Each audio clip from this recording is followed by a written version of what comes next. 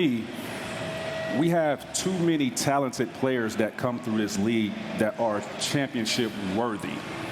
What I mean by that, if you take them off a team that is a championship quality team, replace me with Kobe with Shaq. I don't win a championship. You don't think I could carry the Lakers to a championship? Like, I've never had the opportunity. Correct. I felt like if I was put in that position to win a championship, I damn sure would show up and do what I do in the playoffs to elevate my team to that level. I just never had the chance. So do I get diminished because I never won a championship? Right.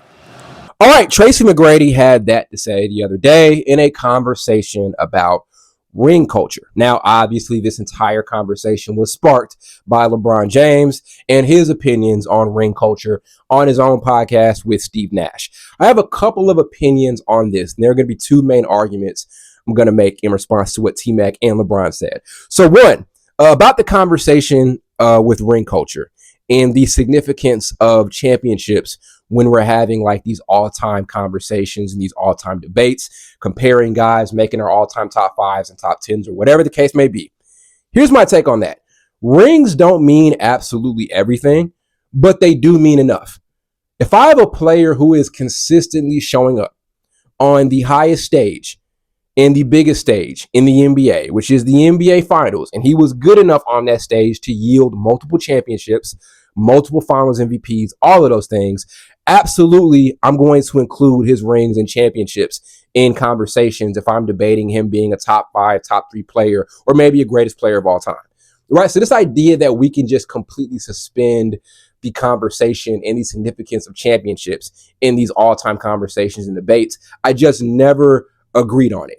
Right. And I do understand that just because you didn't win a championship, that doesn't mean you're a bad player. That doesn't mean you're an all-time great, because you have guys like Iverson who never won an NBA championship. A multitude of NBA stars that never got to that level. Charles Barkley, Gary Payton. Well, he did win actually one with Miami. So giving another example, John Stockton, Karl Malone. Like, there are a number of all-time great players who are ranked pretty highly in their specific positions and categories that don't have championships. I fully understand that, but I do still believe there is a big place for rings in all-time conversations and debates. I'm not going to completely discount that, especially if there are players like Jordan and LeBron and Kobe who are able to consistently perform at the NBA Finals and NBA championship level. They have to be included in the conversation to a certain extent. Again, is it the end-all, be-all? No, but it is significant enough in that conversation. There is no way that I'm not going to include rings if a player won 5 or 4 championships.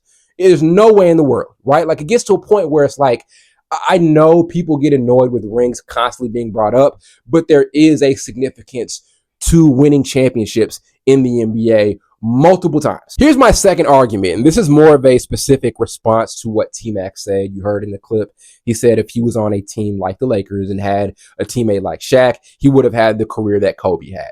Here's my issue with that.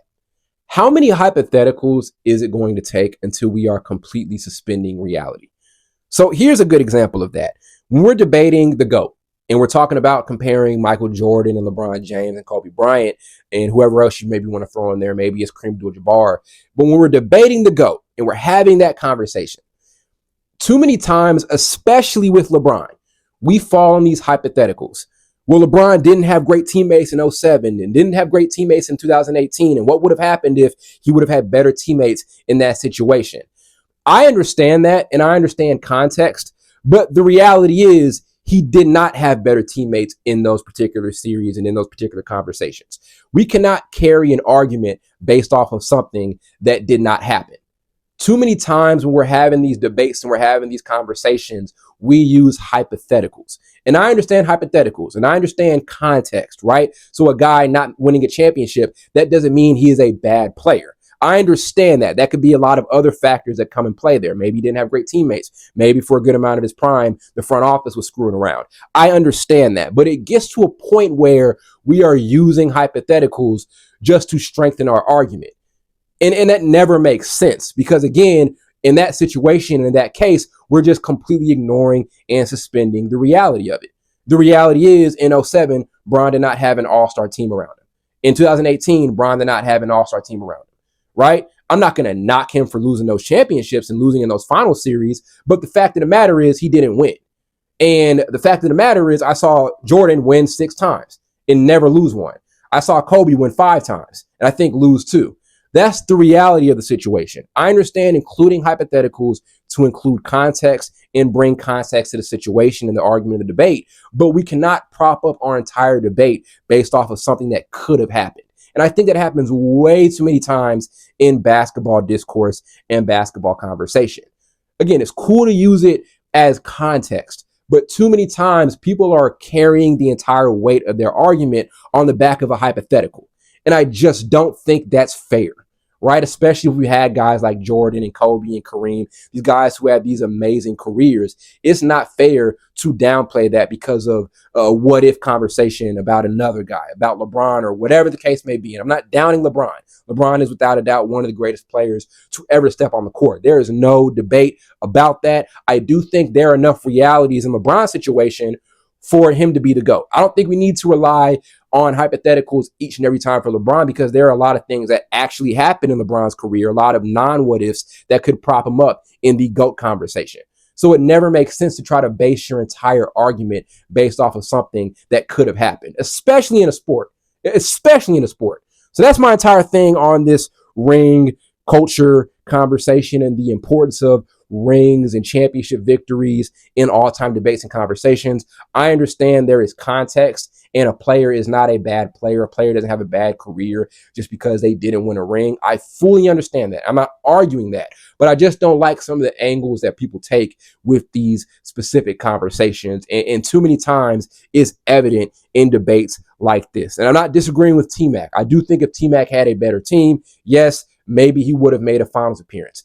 And even with that, there's a little bit of accountability on T-Mac's end because he never did get past the first round, right? Like, you don't need a mega team to get past the first round of the playoffs, but whatever. All in all, I think we need to adjust the way that we make these arguments and the way that we use these hypotheticals in these all-time conversations and all-time debates. And also, I don't think it's fair to just throw out rings and downplay their importance just because another guy didn't have as many as another.